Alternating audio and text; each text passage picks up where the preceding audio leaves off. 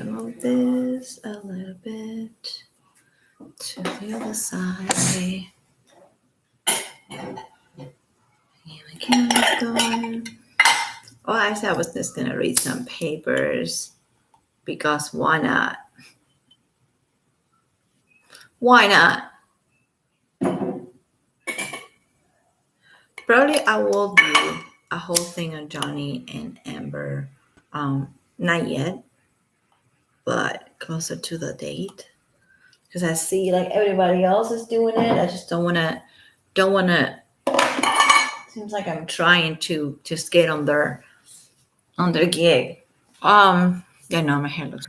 My daughter and I went to do our hair together, and then she went out with grandma, and then I came back. I won't be able, and I won't do any videos like this as my kids are in the house. So before you say anything stupid, because some people have been like, I have a comment from somebody. If you're watching, then you're watching. I don't know. A couple comments from the same person yesterday telling me that I was dumb because I was defending abuser, and I was just, and I have all this whatever. That was dumb. I didn't do my research. I'm dumb. I'm evil. Blah blah blah. So I did reply to her, and I said, "Well, first of all, you don't have to call me dumb. Just your opinion is your opinion. You don't have to say I'm dumb. I'm a lot of things, but I'm not dumb. I am a lot of other things. Trust me." So she goes, "Well, you are defending an abuser, and I said to her, "Well, you are being blinded." She put on her comment that she was a victim herself of sexual assault. And I said to her, "Well, you're being blinded by your emotions, and you're just believing these people coming out of all of us, all of them in the same month on Instagram. You believe in them because you want to believe them because you are a victim of the same thing. So you're trying to bond with these people, but they're liars." So we got into this little argument with her in the comment section, and I was not trying to win anything, and I think she wasn't either. But calling me dumb was not a good idea. The fact that she said she also was victim of domestic violence, and I totally get it because in the beginning with Amber Heard and Johnny Depp, the whole thing came out. I believe Amber like this right away because, dude, I've been to the courthouse, the same courthouse in LA. Okay, I didn't have a big bruise on my face, but I got other things. I got a restraining order. I was a victim. I was assaulted. I had all that. Check, check, check. So when this famous person, talking about Amber Heard, came out with her story, I just dive into it, and I was like, I believe her. Oh my God, poor thing. I believe her because I wasn't using my brain. I wasn't. I was just thinking I wasn't even using my intuition. It was whatever. I'm not proud of it, but what I'm trying to explain is that sometimes we want to believe them because these people went through stuff, really painful stuff like we've been through. So we want to believe them because if we believe them, we find some type of comfort, and we're not going to feel alone. But that is all good and nice, but I'm not going to just believe people just because they have curly red hair and I have curly red hair. I'm not going to just put Everett Wood, Esme, Bianco, Amber Heard, and all of them as poster of domestic violence or domestic abuse or just pure abuse as people that I'm just going to look up to it. I'm sorry. And I wish I can. See, that's what I really like Rose McGowan, even if I know that she got kind of corrupted and she got made into making that little video about him. But I really like Rose because she is a real victim. And what happens to her is real. There's proof. She just didn't just wrote a book about it, trying to feel sorry about herself. She wrote a book and with a lot of tips, a lot of good advice, a lot of good stories, and her truth. Just raw, so raw, and you believe her. There's a rings a bell of truth, okay? Because what happens to her happened to her, and the whole Harvey Weinstein thing I mean, we have proof of that. There's proof. Okay. He got arrested. Boom, period. So I'm always going to believe her. I know that she made a little video saying that she stands by Evan. At the same time, I said this before. If Rose had any type of dirt on Manson, any type of dirt from the past, she would have would have like dropped it. She didn't say anything besides that little video that she made, because she doesn't have any dirt on him, because everything that she said about him on her book Brave is positive. Rose McGowan said that Marilyn Manson was the first person she felt safe with when she was in LA, because she's born in Italy. She was born in Italy, then she lived in Oregon. She was all over the place. When she came to LA, and then she was abused, and then she was raped by Harvey Weinstein, a monster, and then somebody else, and then her stepdad. Well, the first person that she says on her book that made her feel safe and kind of taken care of was Marilyn Manson. So, and that was in 2000. They were together in 99, okay? When he released Mechanical Animals, it was 99. So they were together for years and years. And she doesn't have one bad thing to say about him. So that's what it's really hard for me to believe, that these exes have nothing but good experiences with a guy, but then the guy turns into be this crazy maniac abuser from like 2009 to 2011. No. Is it Tammy? Are you there? I don't know. My hair I look like a freaking like beauty queen of psychopath. This what happens when you go to the salon with your daughter and go visit to just get her hair done. You're like, you can get it done. I will do it so you can do it. I sacrificed myself and did this to convince her to cut her hair. Nah, the things we do. Psychologically manipulating. See, even something like that, like we do it all the time. We manipulate our teachers, our lawyers, our doctors, our parents. Sometimes we even manipulate our kids without even knowing that we're doing it. We manipulate people in our family. We do it. So why is it so hard to believe for the Evan defenders that she's just doing the same thing, but in a bigger scale? Okay, we all lie. I wish I can say that I haven't. We lie. We lie all the time. So why is it so hard for the other people, for the other side, not mine, to believe that these people are just lying? You know, that's it. That's what I call it, the coven of witches, because it's almost like a witch hunt. It started from one girl going like, "Oh my God, yada yada is possessed. Oh yeah, I heard the yada yada was screaming. Oh, I heard that she had a nightmare. Oh no, but this one too, this one." And that's how it started. That's how the witch hunt started back in the day in America and also in England. So that's what I call it, a witch hunt, but the other way around. Instead of hunting women, they're hunting, Johnny and Manson, but I'm focusing on Manson more these days. So just because a lot of people say something, it does not make it true. Can you imagine? It's like, World War I, World War II.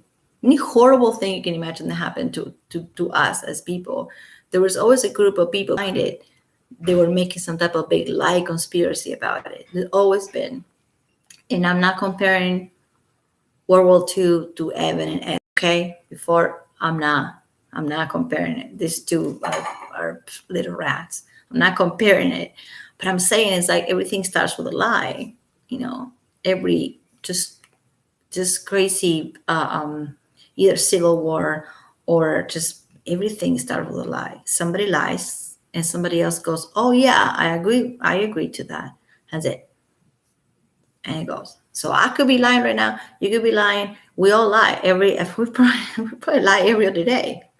I don't have a problem admitting to that, but I'm not gonna lie to the point of just dragging somebody through the mud and canceling their sin and taking their livelihood away from them and making a person not be able to work anymore. And when people say stuff like, "Oh well, Manson is a millionaire, who cares? Johnny has a lot of money, he doesn't have to work anymore, who cares?" I will have to say to you, an idiot for thinking like that. because these people, that's what they like to do. That's what they do. Actually, that's the only thing they know how to do. I don't think Johnny Depp knows how to do anything else but being an artist. That's what he does. So saying that somebody that is canceled is okay, they can live for the rest of their lives without working because they're so loaded with money. They are. It's so evil to think like that, and that is not a good. What type of mental gymnastics people go through in order to get to that point? That's the same type of people that say, "Oh well, it's okay if the fires in Los Angeles burn some famous person's house because they can buy another one." No, you idiot! It's not okay. We're all just people, man. We're people. We're all in this fucking stupid planet together. It's not okay. So we can say, well, Marilyn Manson has so much money and houses and whatever the fuck he has. So he doesn't have to work anymore. But what about he wants to work? Like, I don't care. Like, right now, if he doesn't put an album ever again, it's like with the Britney Spears thing. I just want that bitch to be happy. If she wants to stay in the living room and dance, by herself, that's cool. If he doesn't want to put an album ever again, I'll be cool with that too, his decision. But it has to be his decision. It cannot just be some big conspiracy lie. And it is a big conspiracy. And I'm using the word conspiracy because they used it first. And there's a text from Ashley Morgan. I'm not gonna call her Ashley Morgan Smith Line. I don't care what if she added that little name at the end. Okay. Ashley Morgan, it's easier that way. The one that said she was with him for 2 years and she was with him probably a month because not only her ex-fiance, corroborates his story that she's full of shit, but also there's pictures of Manson with Lindsay, his current wife, in November 2011. So there's no way that Ashley was with Manson in November 2011. And there's a lot of things. Thank God. God bless TMZ for once, because you can go on the TMZ website. I hate TMZ, but for this type of things, they're pretty cool. And you can search for Manson, and you will see videos of Manson. They're usually pretty funny. Leaving the restaurants, leaving bars, not bars, but living, working Hollywood Boulevard, living the ArcLight, which is a movie theater that we have here, living like just events, and with a girl on his hand, and it's usually somebody gorgeous, and a lot of the times it's Lindsay. I have not ever seen one video of him with Ashley Morgan. Okay, and nobody else. I've seen videos, paparazzi videos of him with Lindsay, and then with somebody else who she is a porn star, very, very beautiful. Her name is Toya. Do you know her name? Can we spell it right? I'm so sorry I'm butchering her name. People do that to me all the time. Okay, she's really cool, and she actually defended him, and she said that when she was with him, he was the sweetest guy. Like, he was just eccentric and weird, but he took care of her. It was super sweet. So those are the two people that I found paparazzi videos and pictures that Manson is out and about with. Lindsay and Estoya. Estoya's the name? Shoot. I have to look that up. I'm going to have to ask Google. So where are the pictures of the other ones hanging out with him? What? I mean, just this is what her ex-fiance, which is awesome. Shout out to him because he is the shit. He's awesome. His name is Tom. He said that she was full of bullshit. That she was like chasing rock stars around, and she was just a star fucker. And that's what he said, and that's what I believe it 100%. When somebody comes with no agenda and trying to just tell the truth, not asking for money, nothing, then I'm going to believe it, okay? If a girl from the corner that work under the liquor store under his apartment comes and said, the Manson did this, the Manson did that, maybe I believe it a little bit, but these people are actresses, and these people have something to gain, all of them. The only one that is not charging, that is not going to get money is Evan, but she's the one that drafted this whole law.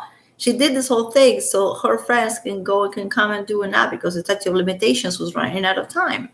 But she said in many interviews that when she went to the cops, I don't know if this part is true or not, but let's pretend. when she went to the cops and she wanted to press charges against Mason and the other person who abused her, which we don't know who that person is. The cops told her, well, it's too late. You waited too much. You waited too long. So she was like, well, that's unfair. Yeah, that's messed up. Which I do think is messed up. I do think that it's a little bit messed up. Okay. So, well, what can I do? I can just complain about it, or I can just just propose this law and draft a law and see what happens. And that's exactly what she did. She wingled it. She had no idea that it was going to work or not. She had no clue. And it worked because she got a bunch of people together. And there's like so much corruption when it comes to, and I hate to say that they're women. I would like to say, oh, there's so much corrupted guys. But no, in her case, it was Senator Rubio, which she has a really horrid, dark past, and she is dirty, corrupted.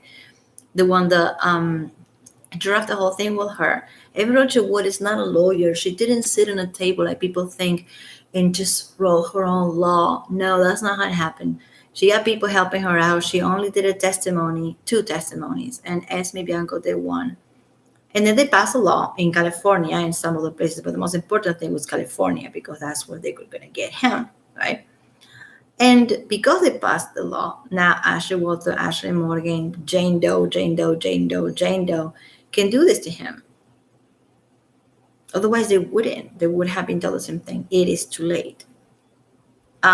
Which that is a big of a mind fuck right there. Because if you ask me, like 2 years is too little. 10 years is too much. When things happen to me that I had to take care of, I couldn't because I was told it was too late. But what I did instead, which is what Evan should have done, but no, we know she had a different agenda. I didn't have an agenda. I was just scared, dude. What I did instead, I just went to court and got a temporary restraining order, just like Amber did. Those are very easy to get. You don't even have to show proof. Just go in there, tell them what happened, they give it to you. It's temporary, right? That's what I did to defend myself. Because what I wanted to say when I said it, it didn't matter how deep it was, how big it was, how horrible it was. I was also told it was too late. Now, do I think that we have to change the law and give a lot of people, men and women, this cushion to start making shit up? Because you have 10 years, you can make a lot of shit up in 10 years. So that scares me. So as much as I think that 1 year, 2 years is really little, because that's what happened to me. I got fucked on that. But I try to go another way. And I did. And I won. So there are ways to go, but you don't have to just do a whole 10 years, 11 years thing. Because the problem is like how, and there could be some guys too coming out with some weird shit that they invented in their head, accusing us of things. It's not just women. It's not just reserved for women. The Phoenix Law is for everybody that wants to go and say, well, this happened to me. The verbal testimony is taken as proof, and that's very dangerous. And I had a lawyer once that worked with me with family law, and I was like, well, this is not like, what the hell? Like, this didn't happen. What's the proof? This didn't happen. This is about, like, I don't know, 7 years ago. And she said to me, it's fucked up. She said, well, your testimony is the evidence. And I was like, no, testimony is just testimony. It's like yapping. Like I'm talking right now. She said, no. For a lot of women, testimony is evidence. She said, I don't agree with it, but I'm just telling you. And I had to believe her because that's somebody that was a professional. I'm not a lawyer. She is. She said, your testimony is your evidence when you are a woman. In California, New York, there's like a few places. So that got me thinking. Even back in the day, I was like, that is beyond fucked up. And it's all about image. It's all about image. You know how when they went to do the testimony for the Phoenix Act, they wear like little business suit and their hair wasn't like this, and they have no makeup on. And it's all about image. I remember the same lawyer telling me well, you want the judge to listen to you, because it was about my kids and my ex. So you go to Target and you buy a fake diamond ring. This is what my lawyer told me. She said, go to Target or go to Walmart, whatever it is in your town. In this case, we got both. Go to Target, which is kind of less dangerous, and buy yourself a fake engagement ring, like one of these scraps. I'm like, what? This is my lawyer saying to me this. I was like, why would I? Why? And then you're going to go and you're going to say you're engaged. Are you asking me to lie? She's like, well, no, not really. You can, right? You have a boyfriend, right? At the moment I did. I'm like, yeah, but we're not engaged. And my lawyer goes like, well, you go to Walmart, you get a ring. It's not a diamond, it's just a shiny ring. You put it on your finger and you'll be surprised how people start treating you a different way just because you have a ring on your finger.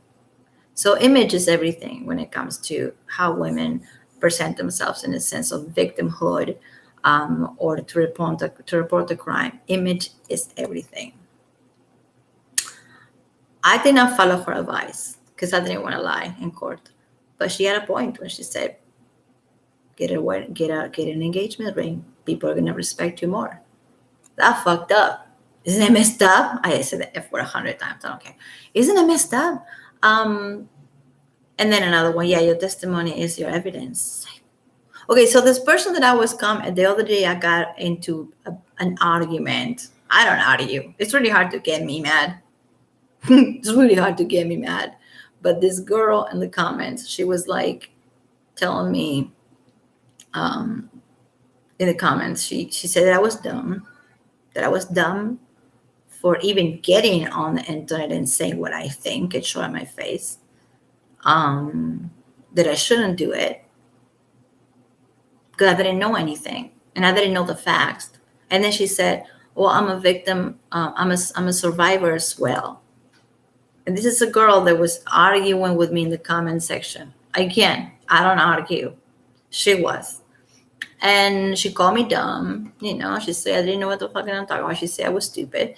And I was like, first of all, I'm not dumb, okay? I just watch your tone. Second of all, you're not thinking. You're just feeling.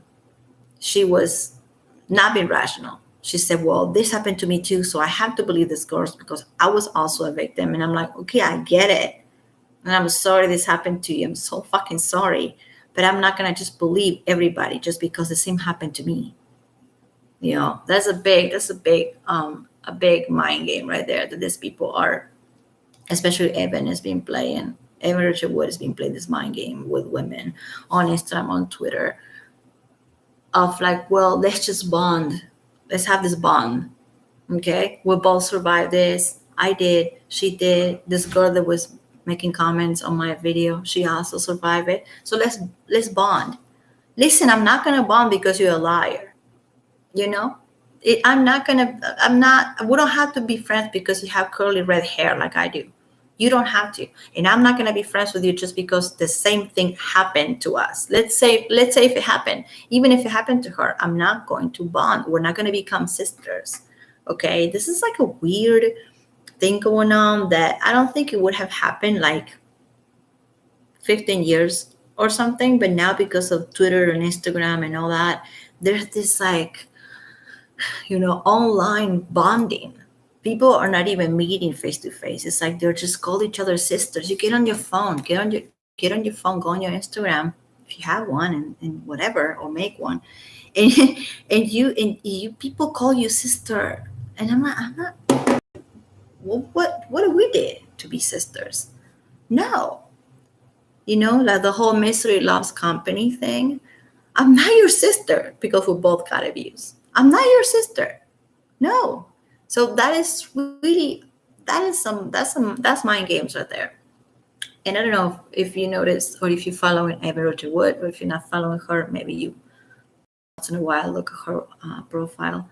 Everything she's posting on her story is bitter, and it's just like hateful. And she posts something about like raising her child alone, and I'm like, we're like, okay, now that she's done destroying men, and now she's going after Jamie Bell, which is her other ex, which is like, I always thought that's such a nice guy. And she does that. So when she's talking about using her platform for things, I have not seen anything from her that she's actually using her platform for something positive. The only thing she does is talk about herself. When she was invited to that show that I play many times with the rape joke, that show she was invited, it was a talk show. The women there were talking about abuse in Hollywood by directors, producers, and why not, which happens all the time and it's horrible, it's evil. And they were talking about that, about the industry. But little Evan, she got nothing to say because nothing happened to her on that sense. On that sense. So she gotta just drag it and make it personal and talk about her exes. And this was a show they were talking about, because it was right after Harvey Weinstein. They were talking about the producers and the rape culture and why there's so many men directors and there's like 2 women directors in the whole studio. And there's, I think that the ratio is really bad. It's like 2 women directors and 40 male directors. I mean, it's bad. I understand feminism. I get it. These girls were talking about that. They were talking about abuse in Hollywood by producers, actors, directors, and Evan had to make it personal. And she did. And that's the famous video that she says that a rape joke can be a good joke. She had to make it personal. She couldn't just say, well, this didn't happen to me. Harvey Weinstein never assaulted me. But I feel for you. I feel empathy for you. No, she had to make it about herself and her own life. And that really pissed me off when I saw that. And this is before she named Manson. This is in 2019 or so. And it really made me mad that she was dragging the whole issue just to her. Instead of talking about the big picture, that was like how corrupted Hollywood is and the casting couch and all that. That's real. That is not a made up thing. Me Too movement is not a made up thing. It started as a real thing, and then it got a snowball into just a lot of shady stuff. But it was a real thing in the beginning, and I am actually glad that it happened. I'm proud of Rose McGowan and the people who made it happen. Though after 6 months it became a hot mess, and that's usually what happens with conspiracies. Even if you're trying to do something good, even if your conspiracy is trying to make a positive change, when people just come with their own agendas and it gets dirty, even something positive like Me Too or like whatever, Black Lives Matters, anything can turn ugly if the wrong people are using the movement. That's what I'm trying to say. But I don't think the movement was bad. And I live here and I know exactly what they're talking about. And I know that's true. And I know it happened. And there's proof that it happened. The guy went to jail. So when I see proof that it's not just testimony and little fake pictures of fake love bites, you guys know that she found those on Pinterest. Mm-hmm. I actually found those on Pinterest. She actually Googled love bites or bites of, or hickeys or violent bites, kissing and biting, something. And then the first thing that came up was a Pinterest, like when you go on Pinterest or Tumblr, whatever. She used that picture for the People's Magazine's interview. And the picture, first of all, it's not her picture because she got it from Pinterest, but also it's a man collarbone. And there's something here that we don't have. Ashley doesn't have it. I don't have it. What is it? It's called an Adam's apple. Right? It's a little sticky little thing. When you're a dude, you have that. When you're a girl, you don't. So this picture with the hickeys and the love bites, not only is a very male looking collarbone, but also has an Adam apple in it. And I'm like, oh my God, girl, you just can't. You can't. So she stole that. I mean, she stole. Everybody can go on the internet and just see like, oh, look what happened to me. And then show a picture of somebody's face and then say it's yours. And that's exactly what she did. And then Ashley Morgan showed a picture of her leg to People's Magazines. And I did try it. I looked at it and I zoom in and I can't see anything but just regular worn off skin, like the skin I will have on an elbow, like a little bit of like dry skin. That's what I saw on her leg picture. I'm sorry. I didn't see his initials. I didn't see a cut. If somebody cut you with a knife, you have it for life. I know that. You don't have like a little bumpy little patch of dry skin, which it could be like psoriasis or whatever, which is what I have. Her leg was just a little bit of dry skin. If I'm wrong, I'm wrong. Then show me the picture, send it to me, and I looked it up again. I'm telling you, I looked it up, and people that I know looked it up, and were like, we cannot see his initials there. That she's talking about his initials and the Nazi knife, and how we'll go back to the Nazi knife. And you know why we talk about the Nazi knife? Because there's pictures of Evan Roger Wood playing with a Nazi knife. It has cocaine at the end of the knife. She's so wholesome. Not only is a knife, but it's a knife with cocaine on it. And she has, I don't want to say Hitler. Okay, I don't want to say there's a Nazi thing. I'm not gonna say the Nazi thing anymore. Whatever. It's German World War II inspired, hat and little mustache right here with Sharpie. And there's plenty of pictures of that. I mean, I call her that, of that on the internet. So then, because she knew there was going to be pictures like that of her wearing the whole Nazi regalia, then she started talking about how Manson forced them to take pictures wearing Nazi stuff. So now it's his fault. It's just, yeah, it's his fault. In my last video, I just talk about Evan for like an hour and a half, because I do think she's like the root of the whole problem, and the meat of the whole problem is her. And I give you everything that I can think of about how does she change as a person. She changed her looks all the time because she's an actress. She was really young when she was with him. She changes for every person she is with. She looks like the person she is with. She has no personality. She has no sense of self, like a lot of child actors in this town, and that is very sad. In a way, I feel sad for her in that sense. Then I was reading interviews on my last video a couple of days ago of her saying that she was obsessed with Lolita, and we know what Lolita, the book, is about. And she was obsessed with heart-shaped glasses, and her mom was mad at her for reading Lolita. So this is just old shit, That's, I don't have to talk about her anymore, but it's just pretty obvious. So I have something really boring in front of me.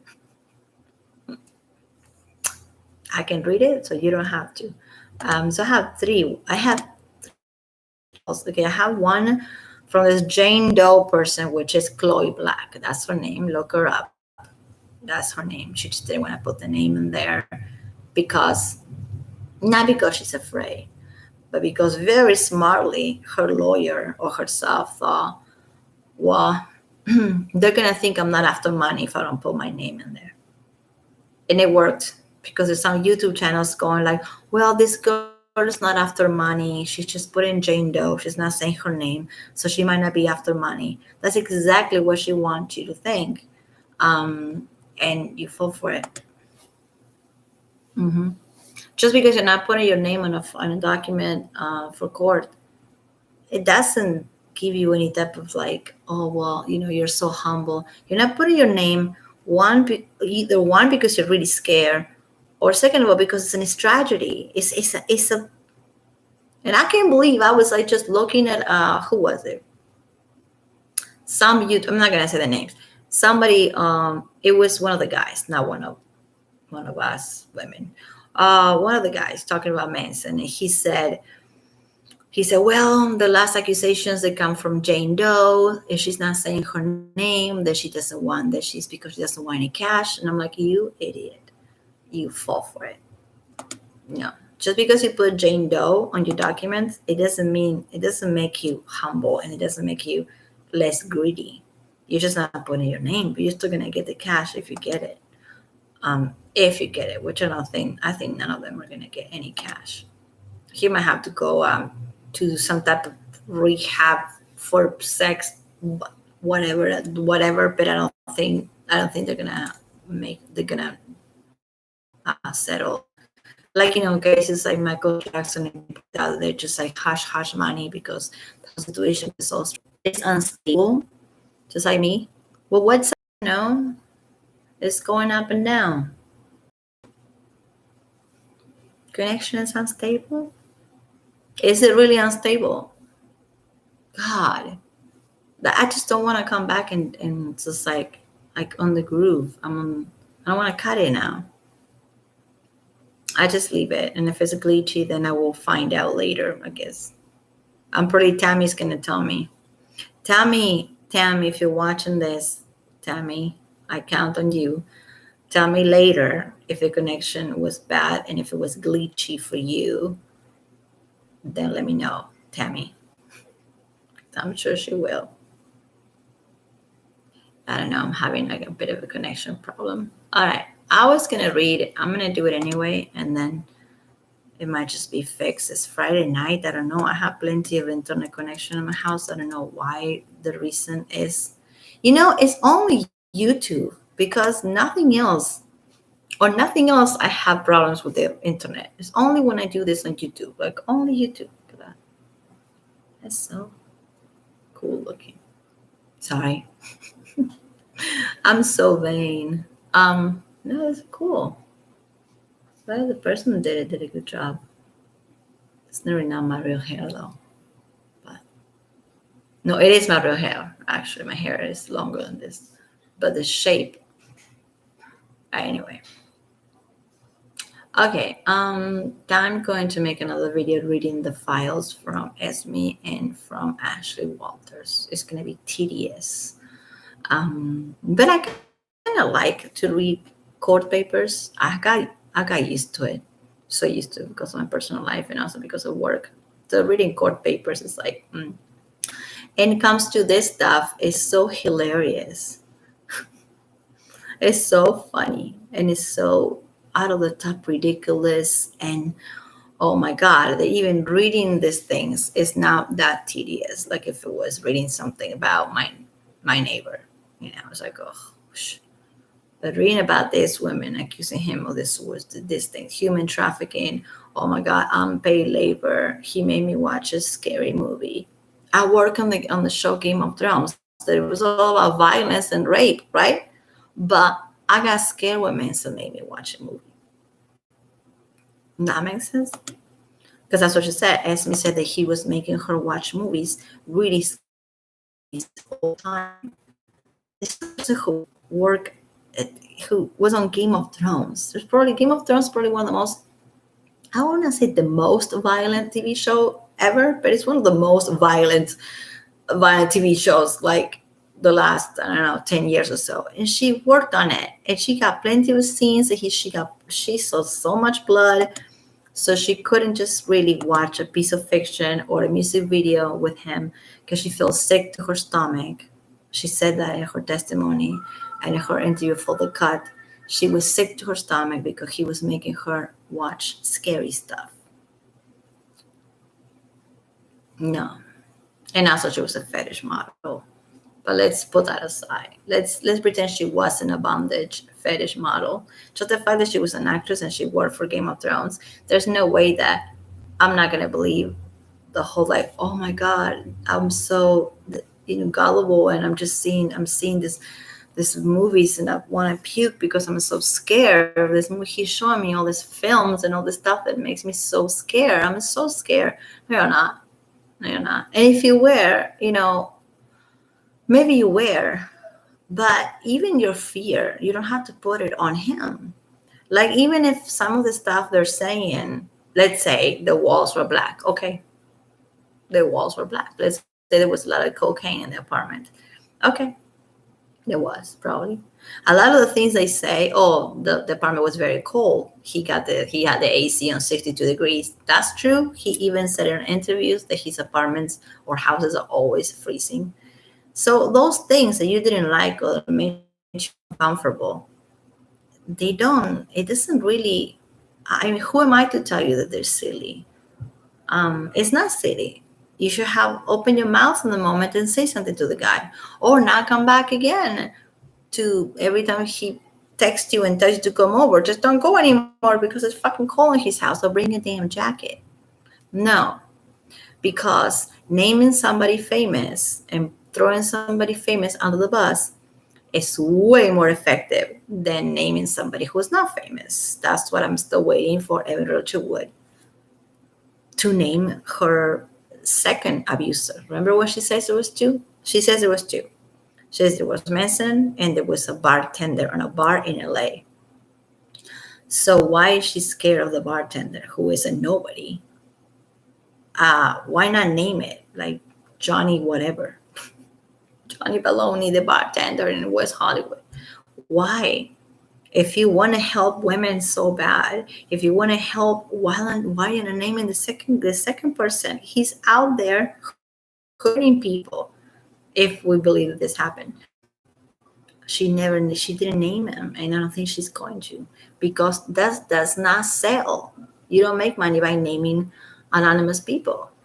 So that's obvious. I don't even have to say that over and over again. But all right, I'm gonna have to go and come back to this later because it didn't work. It was glitchy, and I thought Tammy was gonna be here and help me out because it looks okay from what I'm seeing it, but YouTube is telling me it's unstable. That sucks. But I'm gonna come back. I'm gonna come back and read some of this stuff. Okay, because if I do it now, it would just like be a chunk of video that I don't even know if it's gonna be even watchable, or even if my voice is coming through. I don't know. Tell me if you watch this later. Let me know if it was glitchy for you. Okay, because when I come back, I'm going to reread to refresh our memories. What Ashley Walters filed for court and the Esme Bianco filed for court, and you're going to see something very similar. I mean, there's a lot of pretty much everything is copy and paste, but the fact that Ashley Morgan talked about when this thing was happening, the assistant Ashley was there. That makes Ashley Walters look pretty bad. That she was there with her friends, was her friend was getting violated or assaulted in any way. So that makes Ashley Walters either not accomplished, but kind of like she gave Manson the blind eye while he was abusing people. And that's what Ashley Morgan said. She is not that smart. She made a mistake to say on her declaration that Manson, assistant at the time, was there when this was happening to her. That means that she saw it and didn't say anything, and that's messed up.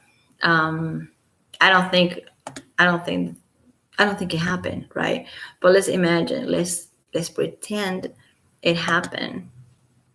If we pretend it happened, then Ashley Walters was sitting there while he was doing this to these women. And how about them apples? I mean, like, that's bad, right? And now they're trying to be all like sisters, and they're calling each other sisters on Instagram, and they're just put the little purple heart and the little fist up, which I don't know why that's insulting for them to use this. Really, they should not be using that. But they use it in their sisterhood, in their victimhood. And there was a person in particular that was there whether they were getting abused emotionally or physically. This person is Ashley Walters, and she was the assistant. So how can you be the assistant? And how can you be there and help the guy and buy his groceries, drive him around? We know he doesn't drive him around and do all the assistant job 24/7 and not see that this girl's getting abused? You don't see that? Yeah, I think Ashley Morgan made a big mistake when she mentioned the other Ashley. She shouldn't have, because that made them look so bad, even worse than before, because that means that Ashley Walters was like this, playing camera, pretend she was working while her friends were getting abused.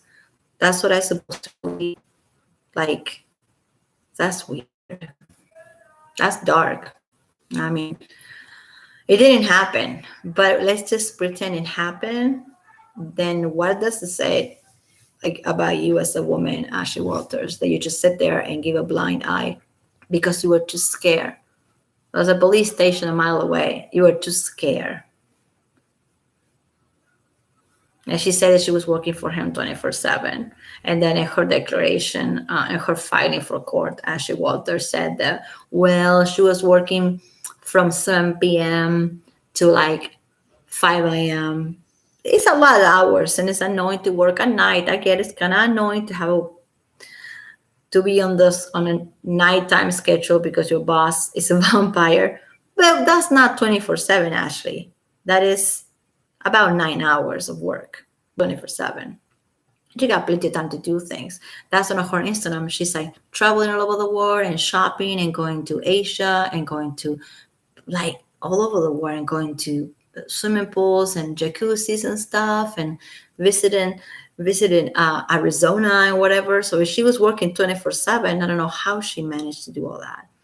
And when somebody works at night, and let's say you're not a night owl, then yeah, it might feel like, oh my God, like I'm always here with this guy, my God. But no, it's not, because she said on her declaration that she started working at 6 p.m., around 6 p.m., and her work day will end around 5 a.m., which is probably the time that he finally passed out and went to sleep. So okay, that's a lot of hours, but you still have a life, you know. She made sure she photographed every place she went to and posted on Instagram, from the Chateau Marmont to Arizona to the Grand Canyon to the waterfalls to Costa Rica to Hawaii. Everywhere she went, she took pictures of it and posted them on Instagram while she was working with Manson. So for her to say she was working 24/7, if she was abused and she was unpaid for her labor or underpaid. The unpaid labor comes from Esme. Esme Bianco is the one that she said she was unpaid labor. And Ashley Walters says that she was underpaid. How can you be underpaid? You're traveling all over the world and you're just taking pictures of it. And it's just like, it doesn't seem to me that you have so much anxiety. So go to TMZ. If you can stomach TMZ, it's horrible, I know, but it's worth it. And look at Marilyn Manson. Search for Marilyn Manson on TMZ. Don't put anything else. Just put Marilyn Manson. And you're going to see some cool, funny videos of Manson talking to the paparazzi. He's usually dropping F-bombs left and right because he just wants to fuck with them, right? And you see there's a person driving him around and sometimes even opening the door of the elevator for him. That's Ashley Walters. She has long, dirty blonde hair or dark blonde hair. And you can just see her nose and her eyes, and it's her. And she doesn't seem so anxious. No. And her Instagram post when she's in his concert and she tags him 2012, 2014, 2016, 2019, and wearing shirts with the words beautiful people on it. I mean, like, would you do that if you're really traumatized by your abuser? Would you do that? Would you go to his concert? Would you wear a shirt with his face on it? If you are seriously traumatized, will you even be able to be around like the same party or the same concert that he's at? Will you? No, you wouldn't. No, let alone just wear a shirt with his face on it. And she has. And she made sure she deleted all those pictures on Instagram, but they're still there. People have them. I found them, and it's ridiculous. She got tickets for all her friends for Manson concerts over and over and over, which is okay. It's part of the job when you work for somebody. You get some perks. That's fine. But she got a bunch of people into his concerts, and he supposedly already have been abusing her. Yeah, I'm gonna come back and talk about Ashley Walters because she's such a weird cat. Seriously, she is. Tammy, is that you watching me? No. Because I want to know if it's glitchy. It's glitchy, like it's impossible. It's unstable. Like it's telling me here my connection is unstable. No, I don't know what the fuck that means anymore. Because every time it says that sometimes I keep going and sometimes it's okay and sometimes it's not okay. So all right. I guess I could just read a little bit because I said I was going to. So I'm going to keep my word. Ashley Walters, which is the person I was talking about. The person that if you go to TMZ and watch for paparazzi videos of Manson, you're gonna see Ashley Walters driving him around, smiling, opening elevator doors, not looking so anxious and so stressed out like she made it up to be. So, on her court declaration, Ashley Walters said defendant Brian Warner used his position of power, celebrity, and connections to exploit and victimize plaintiff during her employment. Defendant lured plaintiff, inspire photographer all the time into employment with promises of artistic collaborations and creative opportunities. Well, he did give her he did employ her. That wasn't a promise. He actually did employ her. So I know they make it sound like he lied, but he really didn't. He did give her the job. So, however, the reality was that he was looking to create an environment where she was subjected to personal and professional sexual exploitation. Okay, there's a difference between personal and sexual and labor. Okay, like all that is abuse and all of it is horrible when it happens. It's bad. But she's kind of all over the place because she's saying that all this happened to her. Like it's either one or the other. It's really weird that it will be that you're going to be abused by your emotionally abused by your boss, and also sexually abused by your boss, and also by the other guests in the house that he's bringing over. I don't know. Actually, he commented upon first discovering plaintiff on social media. Okay, defendant set up to groom. Oh, here's the word. Here's the magic word. Groom Ashley by building trust, dangling professional opportunities, and gaining access in order to ultimately manipulate and exploit her to the point that she was treated like property and offered up to defendant's famous friends and business partners. So, like, Manson was like pimping her out. That's what she's saying here. He was pimping. He was pimping. Yeah, he's a pimp. I'm sorry. I can't keep my straight face. Manson is a pimp. Anyway.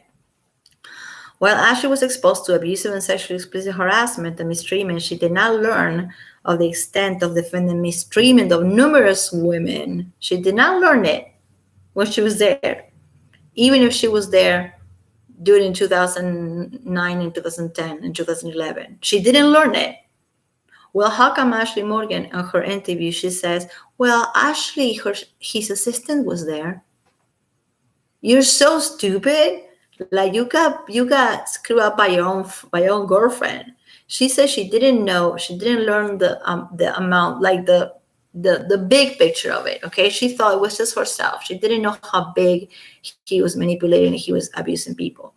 But the other Ashley said that this one knew about it. So that's right there off the bat. Oh my God, I just realized that today. I seriously did. They're in so much trouble. It's dumb. Okay. She said she didn't knew the extent of the abuse, that it was so big. She just thought it was just on her and not on everybody else. But then she found out the mistreatment of numerous women all the way until late 2020, when she connected with a support group of survivors who told horrific and similar stories of physical, mental, and sexual abuse that resonated with the plaintiff at the hands of Brian Warner. Many of these horrific experiences have been revealed through lawsuits and media stories. That's my cat. Sorry, that's my cat. It's not a ghost. Media stories. You know what this one they talk about? Media is Twitter and Instagram. It's lawsuits and media stories. Just so they do that so it sounds more important. Describing defendants Warner's systematic pattern of abuse toward women. Systematic. In fact, as a result of this courageous enough to come forward, Defendant is the subject of an ongoing criminal investigation into his abuse behavior towards women. Okay, I mean that's okay. The problem that I have with that, well, I have a lot of problems with the whole thing, but right there, they made a big mistake. I think it was Ashley Morgan fucked it up because she's all over the place. When she said about 2 months ago, well, when this was happening, his assistant Ashley was there. And here, Ashley on this filing, she's saying that she didn't know the how big the abuse was. Wait, you knew, you didn't know. You were there or you were not there. Like, seriously. I'm jumping to item 9. Upon information, I believe the federal warrant is all times revealing residential reside. Oh, well, this is where they put who resides in LA, who doesn't, who lives here, and I don't want to need to read all that. The true names we know. 52 beginning. Oh God, they have to. Like, we don't know who he is, but I wonder. 52 years old, began his career as a musician in around 1989. I jumping on that. Oh my God. They're even going on like Warner has gained particular fame and notoriety over the years as a result of this controversial image and stage persona alter ego, Marilyn Manson, created by adopting the first name of Marilyn Monroe and surname of infamous serial killer and cult leader Charles Manson. Why they have to put that in his freaking? This is court. This is court. Can you imagine, like you and I, and any normal person out there, talking like this about our abuser? Or about whoever we're going to court against, talking about their nicknames and talking about what the fuck? Why are you putting that in there? Yeah, it's for shock value. I know the answer. I'm like, what the fuck? Why would you put the whole Charles Manson, Marilyn Monroe? Who doesn't know that? He's been saying that in interviews for the last 25 years. But why would put that in a complaint for damages? Court filing. What are you talking about? The nickname of the person. What is it? That's just low. That's low and stupid. So she continually and frequently called. Oh, he was calling in text messages Walters. He suggested they collaborate on future artistic endeavors, which plaintiff had excited. She was excited to discuss with him. So he was annoying, texting her all the time. She's saying he was texting her way too much and sending messages through social media way too much. But she still was excited to discuss opportunities with him. If he was already a psychopath and he was already showing signs that he was all over the place and he was going to abuse her or harass her or just even emotionally abuse her, she still showed up to the job interview because she was excited. In May 2010, defendant asked Walters to come to his home studio in West Hollywood to discuss potential creative collaborations, and she agreed. Okay, this is where the meat is at. No pun intended. I'm sorry, I'm so bad. I'm gonna go to hell. I'm going to hell. The second part is where she got to the apartment. Okay.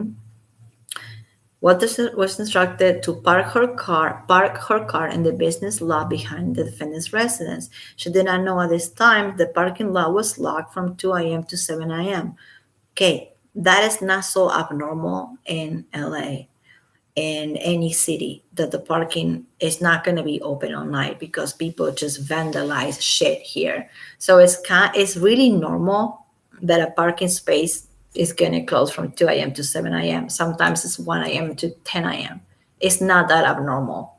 She makes it sound like it's a horror movie. Like, this whole idea is so you can read and be like, oh my God. It's just like a scary movie. As Walters entered the defendant's residence, she was disorientated by the almost total darkness, almost total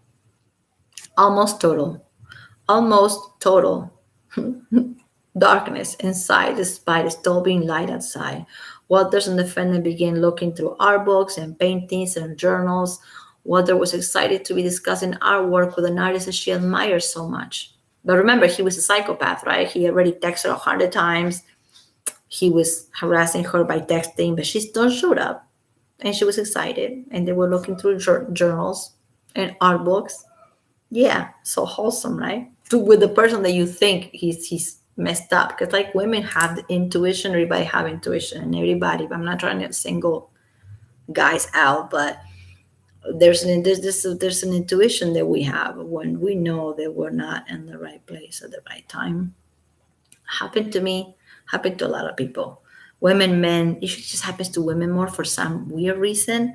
And she didn't get none of those gut feelings. She didn't have no intuition about it. She went there knowing that he was texting her over and over and over, and he was kind of annoying, texting her so much, but she still went there. And she was looking at their journals and art books with him, right? Because she wanted the job. Well, I mean, who wouldn't want the job? I wouldn't want the job. See, like, that's the thing. Like, if you're just gonna think like a fucking groupie, because I think Ashley was a groupie before she started working for him. I think she was full-blown groupie. If you're going to think like a groupie and act like a groupie, then nobody's gonna believe your ass after, because they're gonna treat you like a groupie. This is the way I'm treating this right now. It's like she knew that he was all over the place. She knew that he was doing a lot of coke.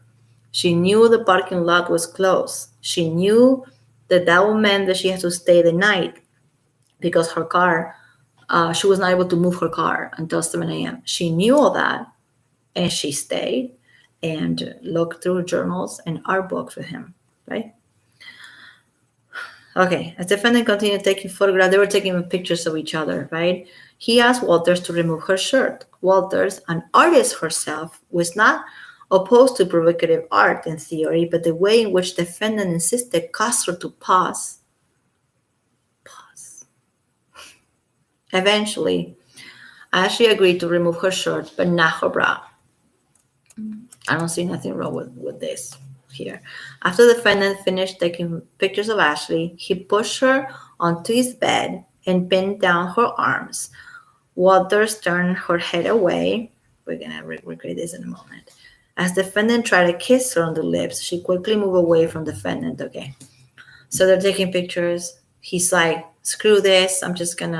We're done taking pictures. Right? He pushed her onto his bed. I guess the bed was right behind. I guess they were already taking pictures where his bed was at. He didn't drag her. He didn't say, let's go to the bed. He pushed her into the bed and pinned down her arms, right? And she turned the head away as he tried to kiss her on the lips. So she did this, right? Like,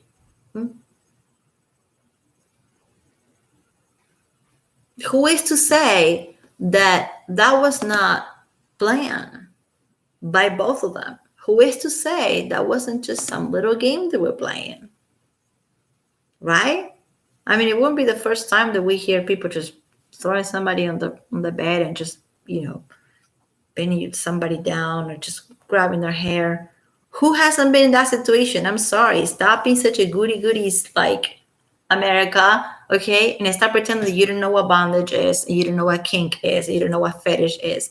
And you don't even have to know about ropes and duct tape on somebody's mouth, okay? But somebody kind of like pushing you into their bed and grabbing your face to kiss you is something that oh my God, like if people are gonna start going to jail for that, then everybody who has ever been a little bit rough with their partner, we're all gonna go to prison, including me.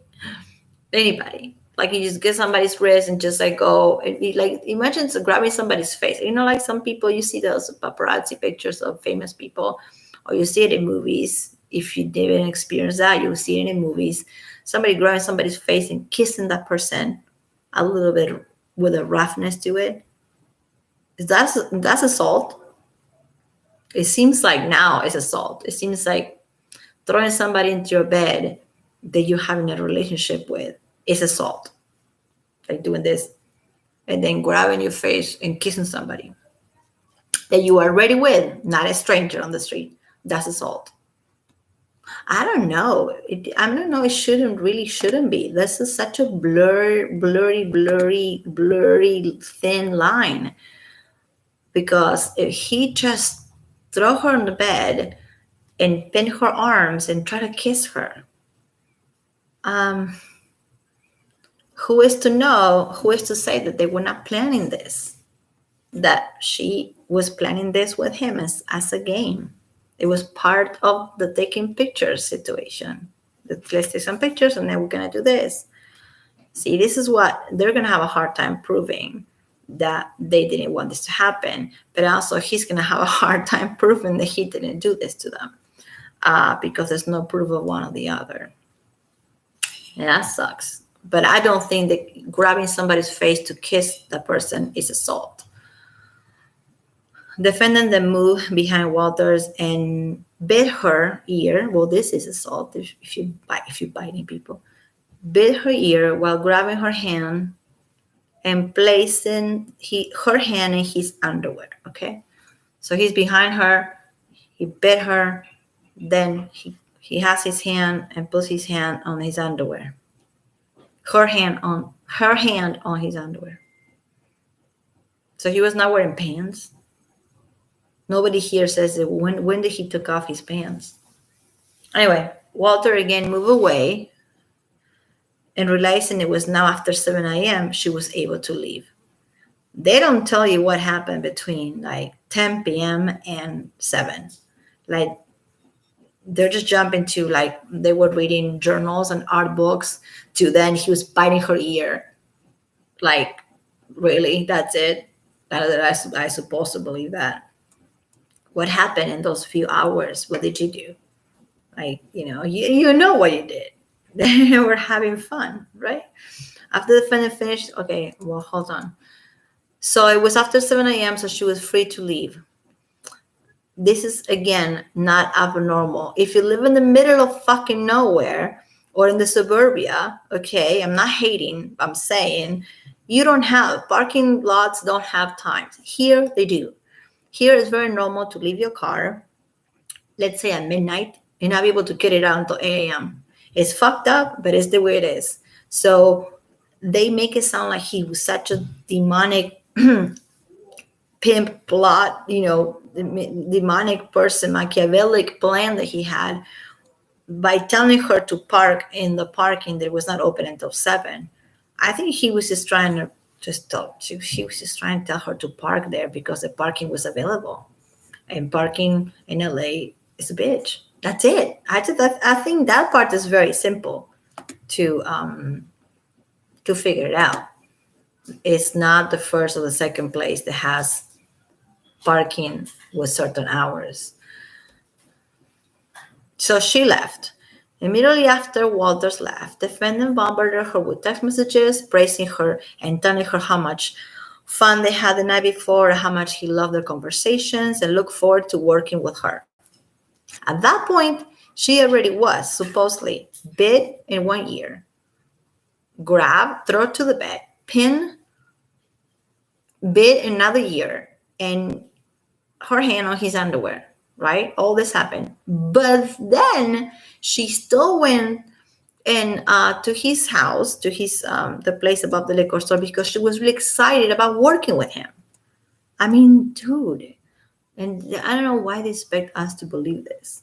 It's just like, also he became this person who was texting her all the time. And this is something that they all say about Manson. And it's probably true, that he texts a lot. But so what? So what? That just kind of might just be an annoying personality trait to have. I have friends that are just the same way. They text a lot, and when you don't text back, they just become these monsters. But that's not illegal. To be needy is not illegal. And he might just be texting people a lot. But that doesn't mean that he's ready to hurt somebody. Seriously. And she left the situation at 7 a.m. so traumatized because her ear was bit and all that. But then she went back because she was really looking forward to work with him. And that's item 27. And I'm going to stop right there. Well, hold on. Following the photo shoot, the defendant continued to communicate with plaintiff about art, work, and opportunities. The conversations remain professional and they remain appropriate. As a result, Ashley believed the two were on the brink of potential professional relationship, and the defendant will respect her professional boundaries moving forward and not do that again, like what he did on the first night. So her thinking and her mental gymnastics that she's doing right there are so dumb. She's going, well, this guy, the first night I met him, he bit my ear. He grabbed my hands and put it on his underwear. He threw me to the bed. Oh, but then he stopped respecting me as a photographer. And I think we can work together. And he's going to respect the boundaries. If he didn't respect them the first night, he's not going to respect them, period, Ashley. That's why I don't buy it. That's another reason I don't buy her story. Because the fact that she, from the get go, said that he was such a devil and then went back to his house, even when she was not working with him. They were just hanging out and reading art books and taking pictures with the person who bit your ear. Sorry. It's just too much. Like, seriously, it's too much. My connection is unstable. Yeah, it is. I'm going to go and I'm just going to come back later and do this kind of all over again because the connection is unstable and it's going to be glitchy and messy. So I'm sorry. I was just like going to read both of them. I was going to read Esme, Bianco, and Ashley. I will when I come back, when I fix the internet or something, because everything else is working on my computer just fine. YouTube is doing some weird thing. Maybe it's because it's Friday night. I don't know. But if it's stable for me, then it's going to be unstable for anybody who tries to watch this mess. So I come back later and I'm just going to read. I promise I won't stop. I won't pause all the time. It's hard to keep it to myself when it's so funny. I won't pause all the time, and I will let her words speak for herself. I still think there's one thing to remember that I didn't think about it until today, until I was talking, is that Ashley Morgan said that Ashley Walters was there when she was getting abused. And Ashley Walters said in her filing that she did not know the extent of the abuse. So figure it out, make up your mind. I'm going to come back later. Thank you.